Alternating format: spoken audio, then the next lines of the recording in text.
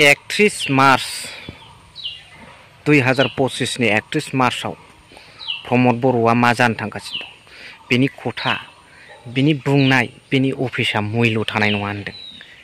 मानि थाखाय आरो रन्जन दैमारि सारखौ लोगोसे बिथांजों थाफानाय गासै 60 नि बारा एक्स एनडिपि केडारफोरखौ मावथिफोरखौ जेलाव जोबनायनि सल रेसपन्सिबिलिटिया बिथांनोमोन नाथाय बिथाङा पुरन खालामना होनो हायासै बेनि थाखाय रन्जन दैमारि सारनाव निमाहा बिनांगौ गासै हारिनि थाखाय नांग्रा जोहोलावफोरनाव निमाहा बिनांगौ स' दिनैनि भिडिअआव बेखौनो मोजाङै नोंथांमोनजों सावरायगोन स' नोंथांमोना गुसुंब्लाबो दिनैनि भिडिअआव जोबजासिम थाबाय थाबानो जाबाय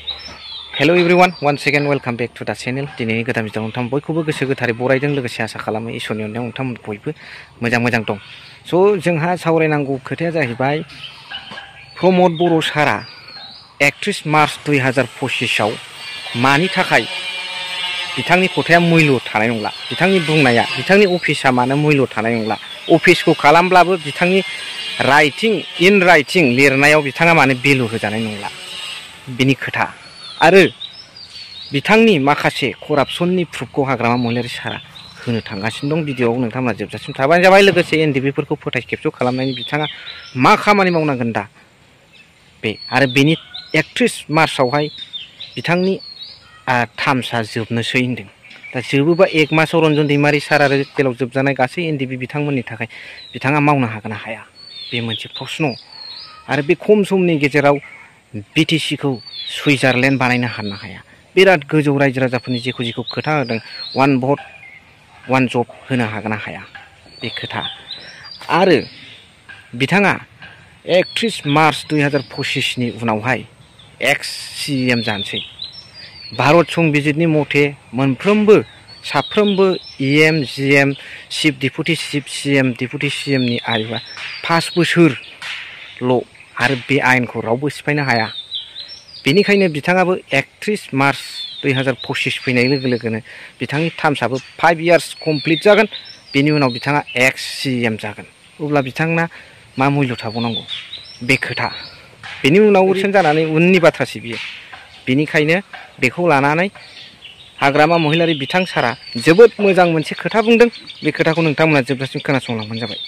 स' बेजों लोगोसे रन्जन दैमारि सारनाव आरो जेलाव जोबजानाय माखासे गोबां दैदेनगिरि केडार मावथि बिथांमोनाव बिथाङा प्रमद बर' सारा निमाहा बिनांगौ दं मानो होनबा जेबादि सुक्ति खालामदोंमोन रन्जन दैमारि सारखौ लानानै आरो सागानगिरि आरो जेबादि खोथा बुंदोंमोन एनडिपि बिथांमोननि सिगाङाव एनडिपि आदामोननि सिगाङाव मावथिफोरनि सिगाङाव बख'गोन 5 बोसोर कमप्लिट जानाय लोगो लोगो रन्जन दैमारि सारमोनखौ बख'गोन माखासे केसफोरखौ फोजोबगोन माखासे एनाय नांनायफोरखौ फोजोबगोन होननानै आरो जेलाव जोबजानाय माखासे एनडिपि मावथिफोरखौ बख'गोन होननानै नाथाय बिथाङा 5 बोसोराव जेबो मावनो हायासै बिनि थाखाय बिथाङा 1 मान्थ टाइम मोनदों बेयाव हाबाय हायाबा गैला आरो 1 मान्थ टाइमाव जायखौ 5 बोसोर जानो 4 बोसोर 11 मासाव हायाखिसै बेखौ 1 मान्थआव हाथावगोन दालै बे मोनसे आंनि प्रश्न जाय हक नाजागोन नाजानानै हायाबा बिथाङा निमाहा बिनो गोनां जागोन आरो निमाहा बिनानै रन्जन दैमारि सारनाव निमाहा बिनानै बिथाङा गावनि गोरोन्थिखौ एपलजाइज खालामनो गोनां जागोन दा अब्ला बिथां हाग्रामा महिलारि सारा फर्मार चिफ अफ बिटिसि बिथां सारा मा बुंदों बेखौ नोंथांमोना जोबजासिम खोनासंलांबानो जाबाय माने 1 मास दिनै 26 ना 1 मास 4 दिनल'सै 1 मास 4 दिन मात्र আছে थारमाने 31 मास लेके हि जुदि 1 मास এই ফেব্রুয়ারি তো 28 না 4 দিন আছে আজি 26 আৰু মাসটো 31 তারমানে প্রমোদ বড়য়ে এই 1 মাস 4 দিনৰ ভিতৰতে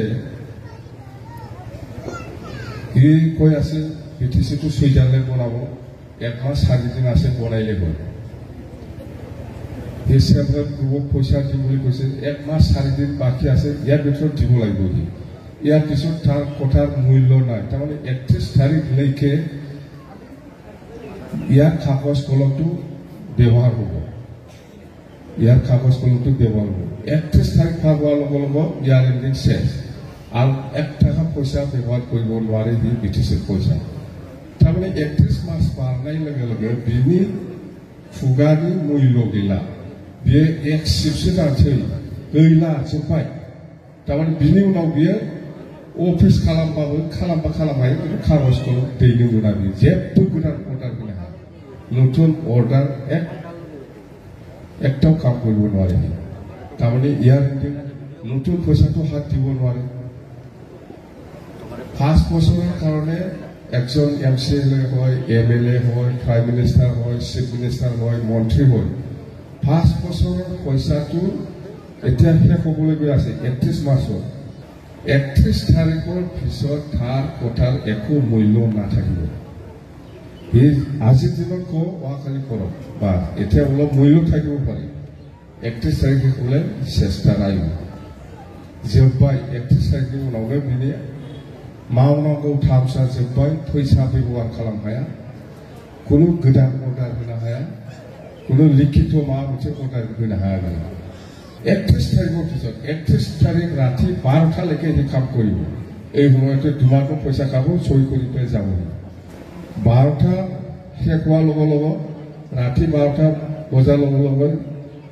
ইয়াৰ সিটটো गल नामरहे सिट एने एक सिट बुलि कलि होयो